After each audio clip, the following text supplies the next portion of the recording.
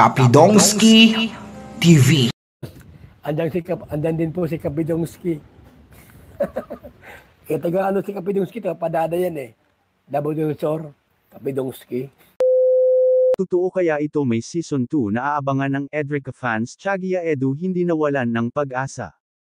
Magandang buhay at magandang araw mga masugid na organic viewers ng Team Kalingap. Please like this video at huwag kalimutang suportahan ang channel ng mag-amang Kuya Val at Kalingap Rab, pati na rin ang ating Opa Kalingap Edu. Like, share, subscribe at higit sa lahat don't skip ads po tayo sa mga uploaded video nila. Kahit sa ganitong paraan makatulong tayo sa mga adhikain nila.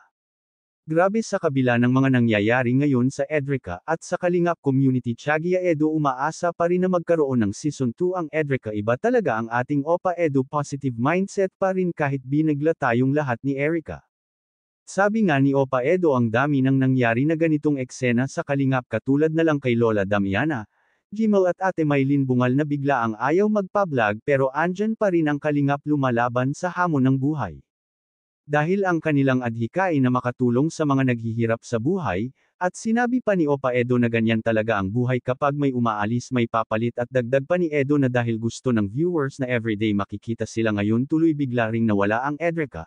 Samantala hindi pa rin nawalan ng pag-asa si Opa Edu na mabago ang isip nila Erica at ng kanyang lolo at lola. Sana papayagan ulit na makita si Erica. Ganun po talaga, may mga talaga mga bagay na ganyan na unexpected, kaya dapat po talaga, lang natin, i-cherish na lang natin yung mga bagay na na magaganda sa buhay natin na na dumadaan. Wag tayo wag nating i-take for granted yung mga natin nare-receive na na parang biyaya, Kagaya niyan, yung kagaya sa sa Edrica, parang gusto ng fans araw-araw eh. O yan nga, yan ang nangyari, parang nung biglang nawala, talagang biglaan. Ay di ang daming masyadong na di ba? Masyadong nasaktan. Kaya, alaala na lang. Yan, alaala na lang yung mga videos natin. Depende na lang kung magbago ang isip ni Erica na magpa-vlog ulit. At, di pa naman po, yung putulang ugnayan namin, nakakapag-chat pa rin sa GC. Malay natin, pagka may, medyo umuki-okay si Erica at yung family niya para, bumalik sa team, Oy, pwedeng kung pwedeng mapag ganyan, hindi natin alam po. Malay nyo season 2.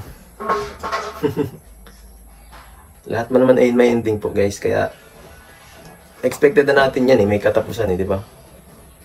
Kaso lang ito masyado unexpected na biglaan talaga, kaya yan, medyo masakit. Diba? Ang hirap magsalita ngayon Ang hirap magsalita ngayon guys.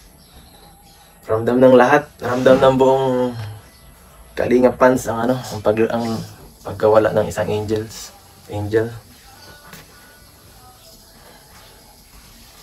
Paano na yung panlibig?